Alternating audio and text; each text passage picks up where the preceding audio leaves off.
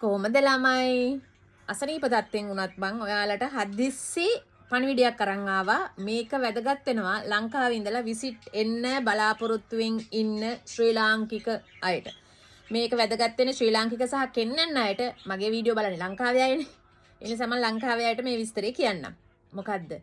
දැන් මේ එයාපෝට් එකේ මේ මණිකාක්කෝ හිටියනේ sorry.com සහ ලංකාවෙන් එන්න බලාගෙන ඉන්න අයට ඔන්න දැන් හරි මේ ටික කරගන්නනේ කට්ටිය ඔක්කොම උඩ පැන්නේ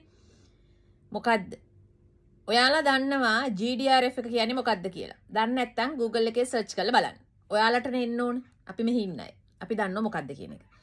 ඒ වගේම තමයි ඔයාලා දන්නවා මේ UAE එක ඇතුලේ වීසා වර්ග තියෙනවා Dubai visa Abu Dhabi visa ඩනාට වීසා ෂාර්ජා වීසා කියලා එතකොට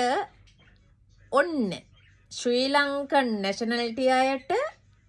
වීසා తాවකාලිකව සීමා කරලා තියෙනවා මොන වීසද ඩනාට සහ ඩුබයි ඒ කියන්නේ ෆ්ලයි ඩුබයි ඉමිරේට්ස් එයාලයින් ඒ වගේ ඒවයින් දෙන මේ වීසා වර්ග තියෙන ඔයාලා ඒව දන්නේ නැති වුණාට මේ ට්‍රැවල් ඒජන්සි වල වැඩ කරන අය ඒව දන්නවා